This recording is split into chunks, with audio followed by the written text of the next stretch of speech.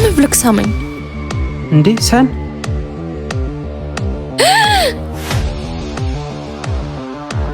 ምን እያረጋችሁ ነው? ሰን ወዴት ነው? ማውራት አለብን። በጣም አስቸኳይ ስራ ገጥሞኝ ነው። ስመለስ ምሳ ጋብዤሽ እናወራለን። ሰን በጣም አስቸኳይ ነው። አንተ እስክትመለስ መጠበቅ አይችልም። እኔ የገጠመኝ ስራ ደግሞ ካንቺ ጋር ቆሞ ለማውራት ፋታ የሚሰጥ አይደለማ። አረ እንደዛ ነው?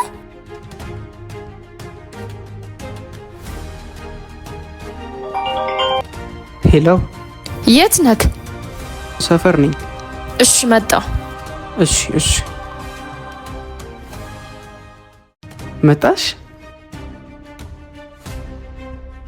የባለፈውን ጥያቄ ተቀብያለሁ። ካንተ ጋር መሆን እፈልጋለሁ። ነው ሰንስ? አዎ ዝም ብለክ ሳመኝ እንዴ ሰን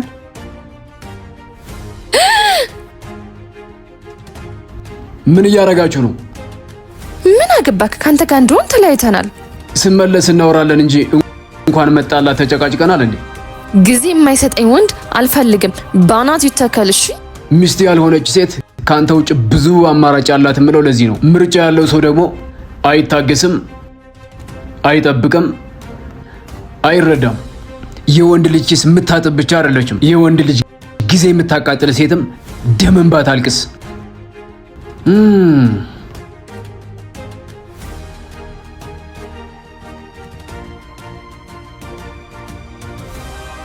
ዝም ያልኩህ ትቼ እንዳይመስልህ። የመቃብርህን ጉድጓድ እየለካውልህ ነው።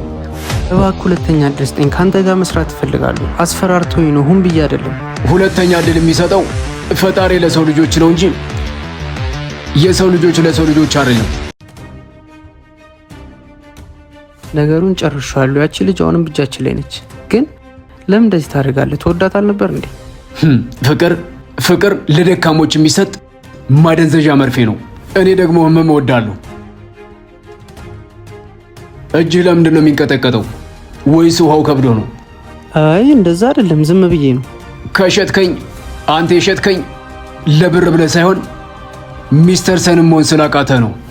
ግን አንድ ነገር ልንገርህ፣ ንጉሥ መሆን የሚቻለው ዘውድ ስላደረጉ ሳይሆን እንደኔ አይነት ልብ ሲኖርህ ብቻ ነው። አይ እንደዛ አይደለም ሚስተር ሰን፣ አንተ መቼም አላደርጉም። እች ዓለም በሴራ የተሞላች ናት። እኔ ደግሞ የሴረኞች መሐንዲስ ነኝ። ምን ነው ጉሮሮ ደረቀ?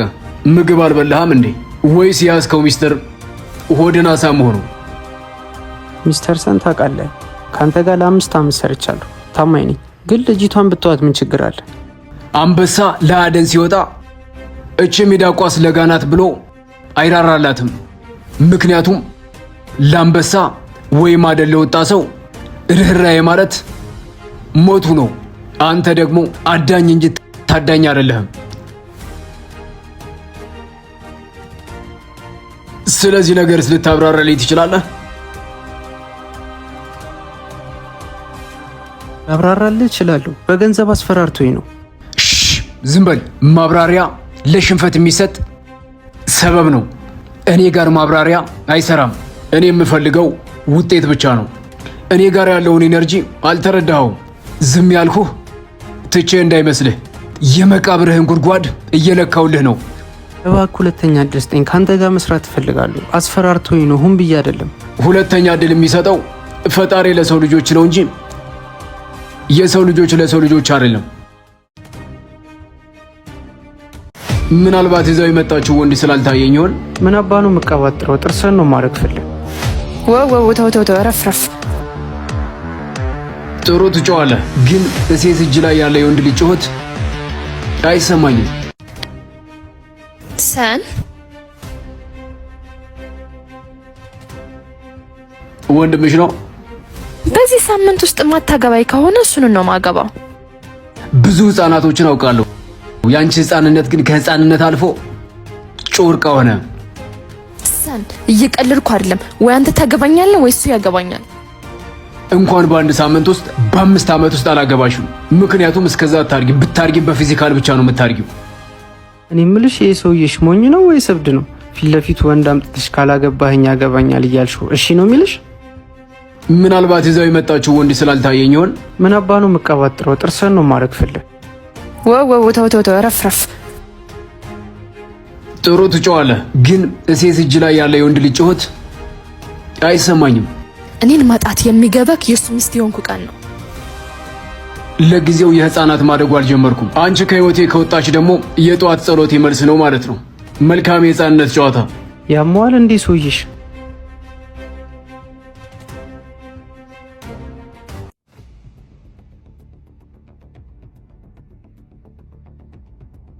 አንድ ጊዜ እንኳን እወድሻለሁ ብትለኝ ምን ችግር አለው? ቃላቱ ይከብድሃል? አንበሳ ለሚወደው ባለቤቱ አልበላህም ብሎ ቃል አያወጣም፣ ግን እንደሚወደው በተግባር ያሳየዋል።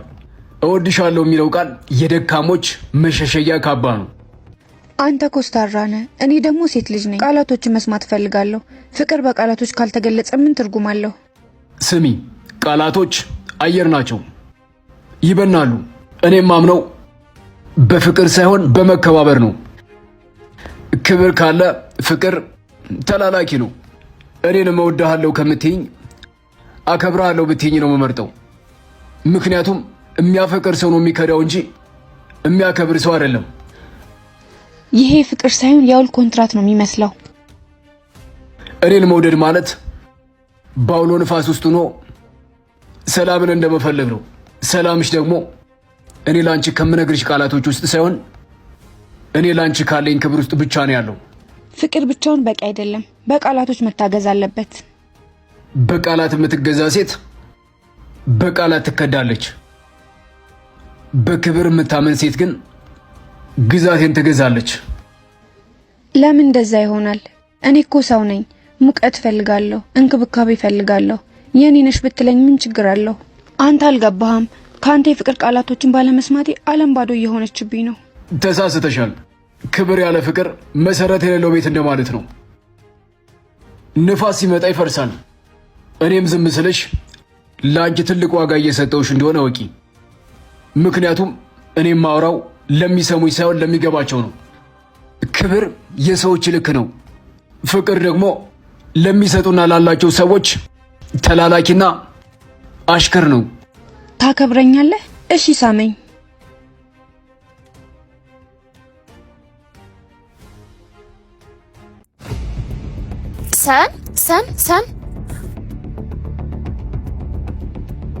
ሰን እባክህ ስማኝ፣ ተሳስቼ ነበር። የህይወት ያስፈርቶኝ ነበር ጥዬ የሄድኩት። አሁን ግን ካንተ ውጪ ማንም እንደማይወደኝ ተረድቻለሁ። እባክህ አንድ እድል ስጠኝ። ይገርማል። ሰዎች ተሳስቼ ነበር የሚሉት የሄዱበት መንገድ ሳይሳካላቸው ሲቀር ነው እንጂ የሄዱበት መንገድ ሲያማቸው አይደለም። አይደለም፣ እንደዛ አይደለም። ናፍቀኝ ነበር ግን ላገኝ አልቻልኩም።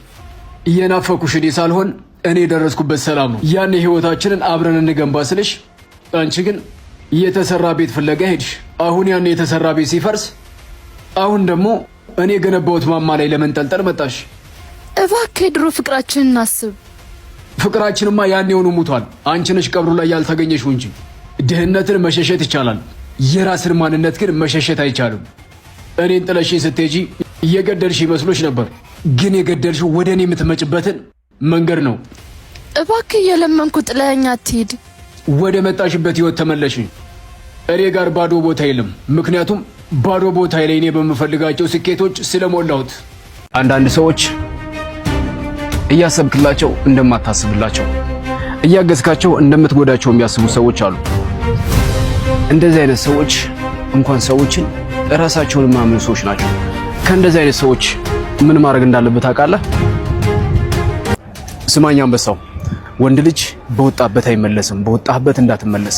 ምክንያቱም ወንድ ስለሆንክ። ወንድ ልጅ ደግሞ ጠላቱ ብዙ ነው። እሱን እንዳትረሳው። ኦኬ?